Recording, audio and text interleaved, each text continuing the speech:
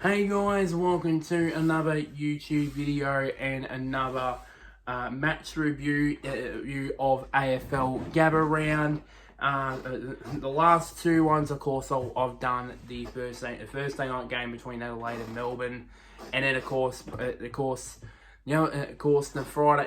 first Friday game at Norwood Oval between Brisbane and North Melbourne. We all know how that ended.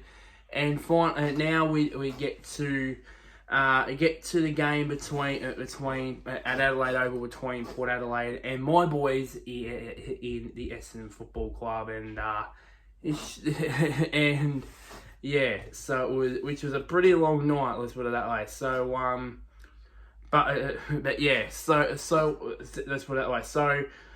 So of course we start off with of course pre-game. Obviously, there was of course there was only one change for Essendon, that being the inclusion of Will Setterfield to replace Sam Durham, who got concussed during the win against St Kilda the previous week.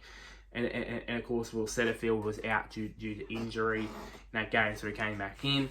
There was three important changes that came in for Port Adelaide. Two good, decent, and one bad. One big out was Ollie Wines. And he was out of the side as well. But there was two big ins. One being Jason Horne-Francis, which I'll mention about that later, and another one being Mitch Georgiades. So yeah. So the first quarter really, it was all even pretty much. Pretty much really. Just that Gresham sorting the first goal about just over a minute in, and then Willie Rioli responded. Then instantly Willie Rioli responded to that, and then Connor Rozee made it 2 goals to 1. Then Gresham got his goal. Got his second goal, and Essendon's second goal about 5 minutes later, and then the package. Jake Stringer launched a bomb from outside 50, which was obviously the sentimental, obviously, because also after his long bomb got the win against St Kilda.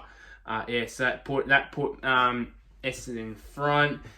Then Mitch Georgiades kicked a goal, which was his first goal in over a year since, of course, when he did his ACL.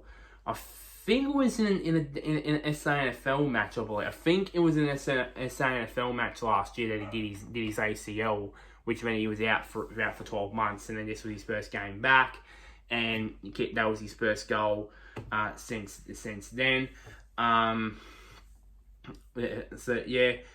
then of course, and then Todd Marshall, and then Todd Marshall marked on his chest. He kicked the goal to put him back in front again.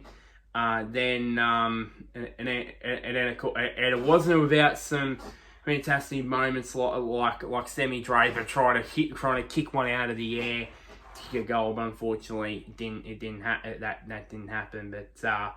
But yeah, and then so then it obviously by that stage of quarter time, Port Adelaide was only leading by 3 points. It was sort of a goal to goal sort of arm wrestle type of thing. In the first quarter, it was 4-0 to 3-3 advantage Port Adelaide.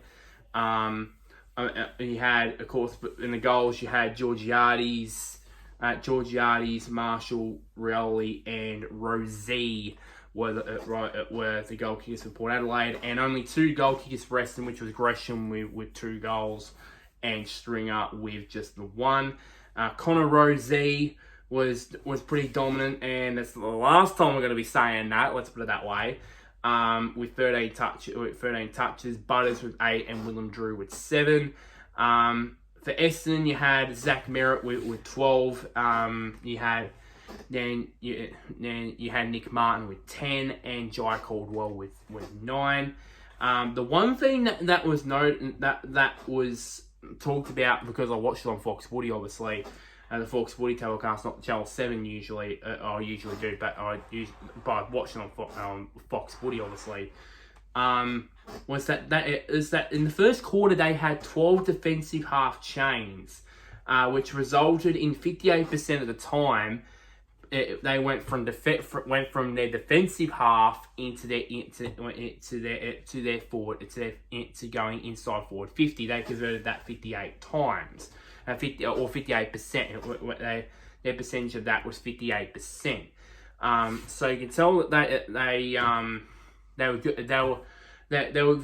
It was getting good for them in terms of getting from D50 to forward 50 as well. But yeah. So then the second and the second quarter it promised so much, but let's just say after quarter time it went downhill for Essendon. Let's put it that way. I mean, Darcy Byrne-Jones he curled one through to make the margin extend their margin to 9 points. Then Perkins kicked Truly to make it back.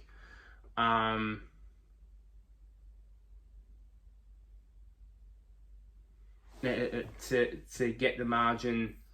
To get the margin. Excuse me. Get the margin back to I think it was 2 points. Then another goal from Port Adelaide, which made it back to 8 points again. And then Jeremy Finlayson, sockered one through to extend the margin again.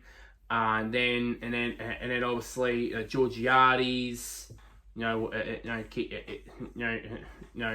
was taking marks of that sort of stuff.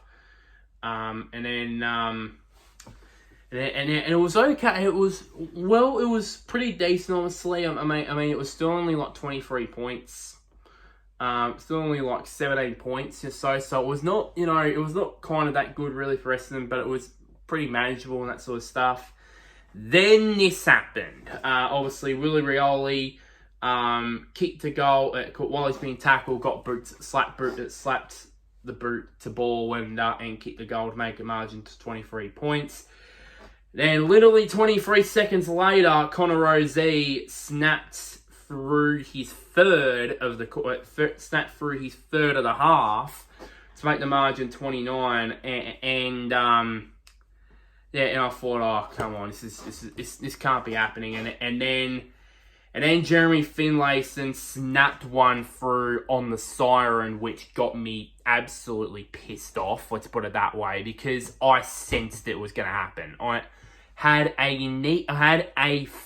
a feeling and a sense that goal was going to happen, and it did. And how ironically, it was our it was our vice captain, Andy McGrath, that basically got the ball back in and was turned over.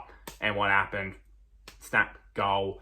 And within 90 seconds, we went from trailing by 17 points, which was, as I said earlier, manageable, to now we were trailing at half time by 6 goals. So immediately we were on the back foot, immediately, and it took me like all half time to really get over that goal, to be honest, because I was like, it should have been, it could have been, yeah. As I said, 10-3 to 4-4. Of course, the Power kicking 6 goals free to 117 in that second term. Obviously, they kicked 3 goals in the last 90 seconds of that second term. So of course, the goal kickers for Port Adelaide, of course, Rozee with 3. Finlayson and Willie Rioli with 2 apiece, and then Georgiades, Byrne-Jones, and Marshall were all had 1 apiece. For Essendon, of course, only the 1 goal, which was kicked by Archie Perkins. Of course, Gresham and Stringer both kicked their goals in the first quarter. The leading disposal getters for Port Adelaide, obviously, Connor Rozee absolutely dominated with 20 touches and 3 goals. Jason Horne-Francis, I mentioned him earlier. I said for him he did have an impact. Well, he did. 16 disposals at half time. And then Dan Houston, we have a problem. with 12 touches, of course, the Essendon heartbreaker from last year.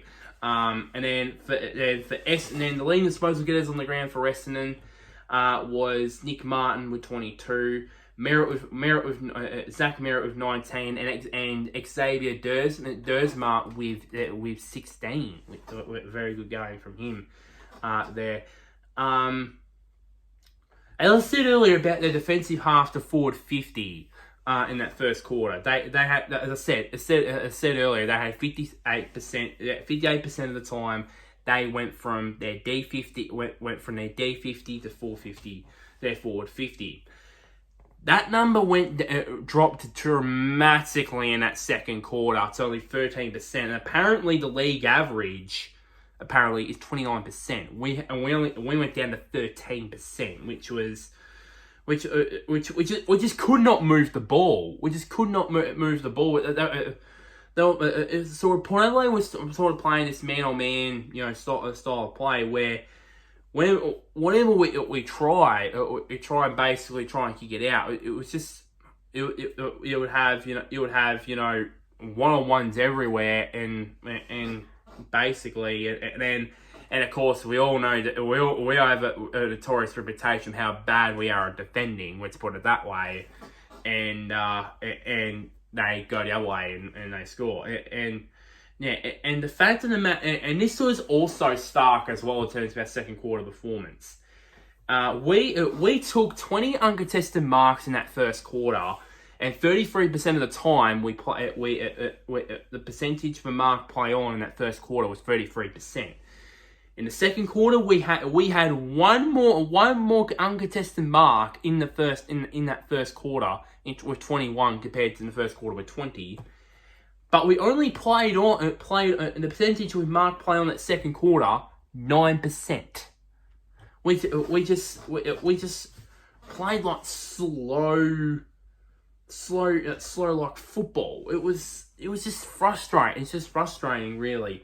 And it doesn't help when this guy, Connor Rozee, was just actually tearing us to shreds. And he did that all night, let's put it that way. Within the first half, look at the statistics here. 20 disposals, 3 goals, 13 kicks, 4 inside 50, 7 scoring moments, and 487 metres gained. And that was all in the first half. Those words are not deceiving you. That's at half time, by the way. It was just unbelievable. And then in comparison to our captain in Zach Merritt, who he had a bit of a similar game, but I remember I was watching on Fox Footy and they sort of said that he doesn't do a lot of damage. I agree on them on this. That Zach doesn't do, that Merritt doesn't do a lot of damage, especially on the scoreboard as what Rozee would do. He's not as damaging.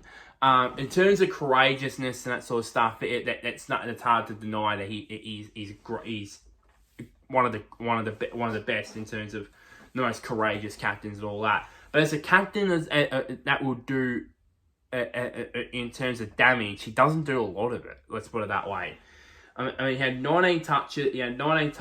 He had 12 uncontested possessions. He had 4 marks, 4 clearances, 3 inside 50s, 4 scoring moments, and 317 metres gained. So right up there as well. And one thing also to point out as well in that second quarter as well, that Trav Boak, unfortunately, he got injured, and at halftime he got subbed out of the game as replaced by Jace Burgoyne. And let's just say it gets a whole lot worse from here from Essendon. With of course Jeremy, of course Ivan Soldo kicked the first goal about 6 or 7 minutes into the quarter. Snapped it through to make the margin just 42 points. And then Willie Rioli about I think it was about 5 or so minutes later, kicked through to make the margin pretty much 8 goals in the end, are pretty much all over. By this stage, Essendon also activated their sub. Of course, John Menzies was off and Nick Hind came on. It had immediate results, obviously, with Jay Gresham hooking through his third of the night to cut the margin just slightly to 40 to 7, just over 7 goals. And then afterwards, it just became academic because straight afterwards, Finlayson snapped through his third to restore that 8-goal margin, which probably made Gresham's third goal just redundant. Really, let's put it that way. Then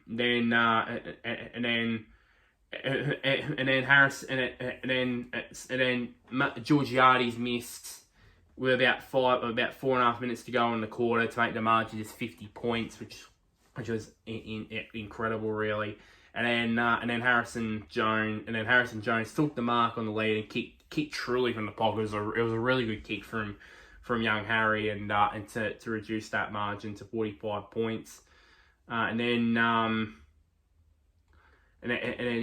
that was pretty much it, really. Hind kicked it behind towards the end of the quarter. To make the margin just 44. But that was, the final change was bringing out by 44 points, 13-7 to 6-5. Essendon just slightly better in that third quarter, but really it still wasn't enough really for them, to be honest, in the end. Really, so the goal kickers up until 3/4 time for Port Adelaide were, of course, Finlayson with 3, Rosé with 3 as well, Rioli as well. Obviously Finlayson, Rosé, and Rioli all had 3 goals. Georgiades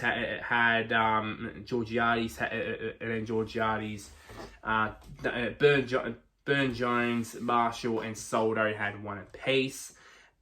With the Essendon goal kickers, Gresham had 3, and then also Perkins, Jones, and Stringer had 1 apiece as well. Had 1 apiece. The leading disposal getters on the ground, obviously, for Port Adelaide, Rosé again with 29. Horn Francis with 27 and Zach Butters with 20. For Essendon, it was Nick Martin with 30, Zach Merritt with 29, and then Jai Caldwell and Dersma with 20 touches each. The one thing to point out really was that it was the third quarter of Jason Horn Francis. I mean, these stats were incredible, and they were just only in the third quarter. I mean, 11 disposals, 3 clearances, 3 inside 50s, and 2 scoring involvements. And that was all in the space of 1 quarter, in about a 30-minute quarter.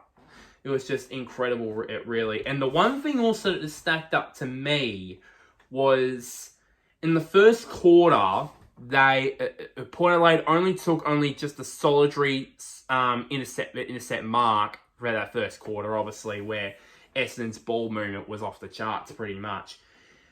And then the second and third quarter, combined between the middle 2 quarters, they had combined 11 intercept marks combined out of those middle 2 quarters, which is epitomised, the way that Port Adelaide turned around their game plan after quarter time, and it was just proof also that how predictable we were with the ball and handlers, put it that way, really. But and the final quarter, well, let's not beat around the bush here. So obviously Jed McEntee, 3.5 minutes in, over 2 minutes in, 2 minutes into the last quarter, kicked the goal to make the margin 50 points.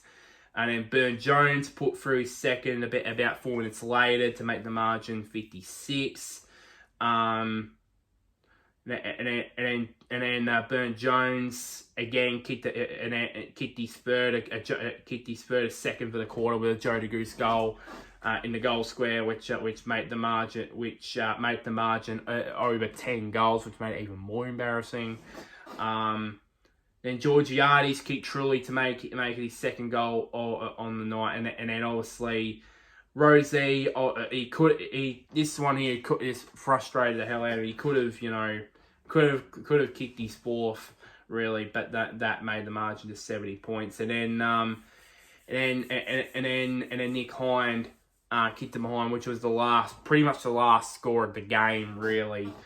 With the game being played in front of 47, just over 47,500, which was pretty good crowd really for a game that ended with a freaking bloody 12-goal margin, pretty much. And that was how the game ended. With Port Adelaide, winning by 69 points, 17,911 to 6,642 at the Adelaide Oval. The goal kickers for Port Adelaide, we had Rosie, Finlayson, Burne-Jones, and Rioli with three each. They combined for 12 out of the 17 goals. You had Georgiades with a couple, and then Marshall, McEntee, and Soldo with one goal apiece. For Essendon, you had Gresham ended the night with 3 goals. Very good night for him. Then you also got Perkins, which to make matters even worse for Essendon, he went off with a hamstring injury and will be out for a couple of weeks. So that made a horrible night even more worse. It was like rubbing salt into the salt. It's already in the freaking wounds. Let's put it that way. But anyways, Harry and then of course Harry Jones and Jake Stringer all kicked one goal apiece. The best on ground for the best players on the ground for Port Adelaide, not surprisingly, their captain Connor Rosie at the top of the list. Not surprisingly, they'll run you through his stats in a bit, and then of course you got Horn Francis, who really came to his own in the second half, really, to be honest. And I'll get into his stats as well in a bit as well.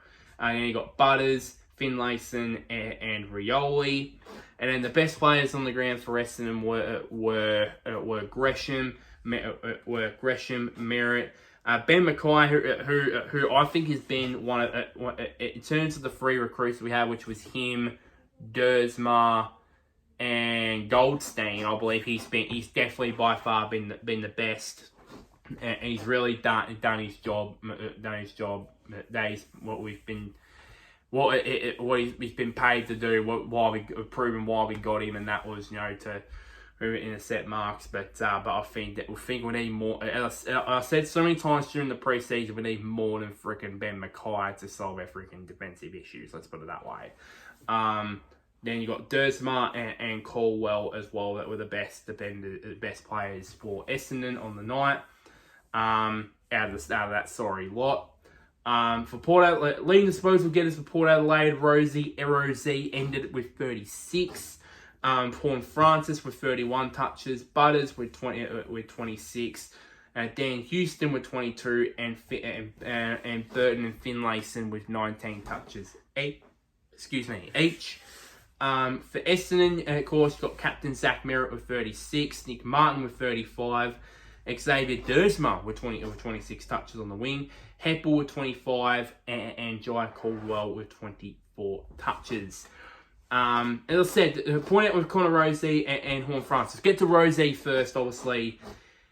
These numbers are just off the charts, and I won't be surprised if he gets the 3 Brownlow votes in this game. I won't be surprised. I mean, these stats just outrageous. So 36 touches, 16 contested possessions, 7 inside 50s, 3 goals, 8 score involvements, and 658 metres gained. If that doesn't scream, give me the 3 Brownlow votes, I don't know what does. Let's put it that way. And to be honest, if there's anybody I would give the 2 Brownlow votes to, if I would give the 3 Brownlow votes, I'll give it to Rosie in this game. And the 2 Brownlow votes, I'll definitely give it to this guy here, Jason Horn Francis. I mean, very good numbers for coming back from injury, by the way, as well. With 30 disposals, 13 contested possessions, 10 clearances, 7 inside 50, 7 score involvements, and 625 metres gained. So it was pretty good. So a pretty good night from both camps. Also, it was a pretty good night for Butters, I've heard as well. Which his game went underrated, went under the radar, to put it that way. And many people are saying, "Oh, is this the next best midfield trio in Rosie, Butters, and Owen Francis in there?" That's who knows, but yeah. And one thing also to point out as well, Essendon are one of the better centre clearance sides in the competition. Let's put it that way. We back ourselves in our get our ability to get it out of the centre. On Friday night, we got absolutely pummeled. We got absolutely pummeled. With Port Adelaide having plus 13 in centre clearances. So it was not a good night in all cases, really. And for me, like, I know many people would be saying, Braden, what do you think of this Essendon edge? What do you think of this Essendon edge thing? I'm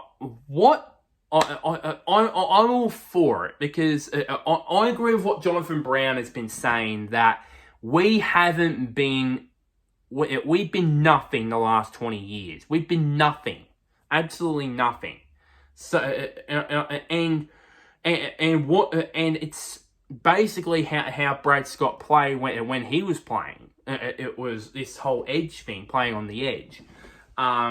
It was criticised against Sydney. Yes, it was, and it basically theoretically helped us go over the line against St Kilda. But the one thing I want to ask is this, is basically this, like, what does Essendon edge mean? For me, it means, never giving in, all that sort of stuff. In this game, there was none of that. It looked like they just basically saw that margin at half time and came out at half time and just go, oh geez, that's 35 points. That's a big margin. We've just got to roll over. And it was just embarrassing. It was just embarrassing, really, and it just epitomises the Essendon problems right now. I mean, yes, we have the Essendon edge, yes, but there's plenty of things we need to sort out before we have them. We have this Essendon edge. Our defense is out of whack, definitely. We only have one decent defender. That's Ben Mackay, and that's it. Redmond's been out of form ever since he signed that 4-year contract last year. Ever since then, he has just been out of form. It's like he's out of form. The midfield, of course, you got, as I said, Merritt is not as, what did I say earlier? Damaging, that's the one. Not as damaging, damaging, to be honest. Yeah, yes, he's one of the inspirational leaders, one of the more inspirational leaders of the competition, but yeah, he's not damaged, not the most damaging forward, where he damages you with his disposal efficiency and what he does with the ball, to be honest. And then the forward line, I don't know how, to be honest, Jake Stringer, if they continue that, he scored, he kicked 4 in round 1, he kicked 3 in round 2, so that's 7. Then he kicked 3, so that's 10. So that's 10 in 3, and he kicked 1. So that's 11 in 4. Let me do some quick maths here. 11. How much is that? That's about nearly 3 goals a game he's averaging.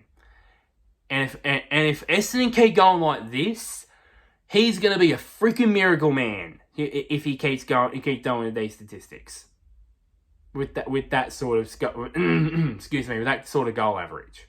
Let's put it that way. So that's just proof that we have a lot of issues to get to. It's not just because of our injury list, because of course, because obviously we all saw with North Melbourne, their key backstocks are taking a massive battering. For us, it's our midfield. I mean, we had Shield out, we've had Parrish out for the first 3 weeks. I think he got back playing against St Kilda, which he was all right, but this one he just didn't impact at all in this game. Let's put it that way. The Parrish, you have, it's just. And we, as I said, and Nick Martin, like, yes, he gets a lot of the ball, but I feel like he's not. He is damaging, but he's not the most damaging halfback in the league, if you know what I mean. Am I wrong in saying that? I don't know, but as I said, it's just ridiculous, really, I just want to see my club win a final for, and I'm sorry, but continue playing like this, we're never gonna see it. We need an overhaul. Something has to be done in terms of this defense. I know we've had injuries. I know it was news that Jordan Ridley is going to be out. Is going to be out indefinitely after re-injuring his quad. But something has to be done. Something has to be done. We're a bit of a defense. Our defense is like we're chopping and choosing pretty much. Where if we're playing against teams like West Coast and North Melbourne and that sort of stuff, we go we keep it under, and us fans go, oh yes, we got problem sorted. Then we get to a top 8 side and go, we can see it over 100 points again. We need to sort it out. I don't care if it has to come from the coaching staff. It has to be. It just has no. There's just no excuse for that. There's just no excuse. It's not been a problem. It's not been a problem since Brad Scott took over, or when Ben Rutten was still in charge. It's been there for years. Let's be real here. It's been there for years. And it has not been sorted out. Yes, Ben Mackay is the first stepping stone. But as I've said so many times, and I even said it once earlier in this video, and I'm going to say it again, we need more than Ben Mackay to fix our defence. And that would mean that basically whoever becomes our list manager, because obviously Adrian Dodoro is going to be out of here by the end of the season. And a new list manager is going to come in. This guy needs to get another good defender. Because currently right now, I mean, if you look at that back six, like let me pull up the back six that we played against Port Adelaide for a second. I want to pull up the lineup of our back six. So the back six that we played on Friday night was Nick Cox, Ben Mackay, Jane Laverty, McGrath, Redmond, and Nick Martin. Is that going to win you a flag? Hell bloody no. Hell no. They make too many freaking mistakes. And they don't concentrate well. And they're not switched on well enough. I mean, Laverty's had too many chances, to be honest. Nick Cox was branded as a once-in-a-generation wingman for one being 200 centimetres. Now Brad Scott's playing him in the back line and ruining him, let's put it that way. Ben Mackay is decent. He's had a decent start to his career at Essendon, put it that way. As I said, Redmond's been out of form ever since he signed that contract. Like, deep in my mind, I thought, this is a bit of a danger re-signing that contract before the end of the season. Yeah, Nick Martin, okay. McGrath, okay. So yeah. So and then often you see, you know, Heppel go down there, Kelly go down there. Yeah, So I don't know how something has to be done in terms of either it has something to do with the coaching. It has to be. I mean, the one thing that which I said pre-season at Essendon that Brad Scott lacked in his first season at Essendon was relentlessness and ruthlessness. Where if we I don't mean against the top sides regularly, like not just against North Melbourne, not just against West Coast, not just against Hawthorn, but against all teams when you have like a margin, let's say like 30 points or something, like 20 points at 20 points at half time. Just keep your foot on the throat, and play well. And that's what I think Brad Scott lacked in his first season. And it looks like, and for me, early days, my verdict on that front, he still doesn't. Let's put it that way. I'm not saying that his job would be in trouble by the end of the season. But to be honest, that we were expecting way better than this in our second season. I mean, before we hit the freaking jackpot when we got Goldstein, and then we got Ben Mackay, and then we got Dersma, and then we got Gresham as well. Four big signings we brought in, all of them straight into our best 22 or 23, whatever you want to call it, and they've all had a good impact, had a big impact, but the others just haven't followed their lead, and I'm very concerned about I'm just very, very concerned right now into what's going to happen here. I mean, I just hope that this game against Port Adelaide is not a sign of what's to come for the rest of the year. Let's put it that way. So that's pretty much the end of this video surrounding, of course, the Port Adelaide game and how terrible Essendon were on Friday night. Like this video, share this to anybody who is a Port Adelaide fan or an Essendon fan. If you're a fellow Essendon fan like me, and you need something to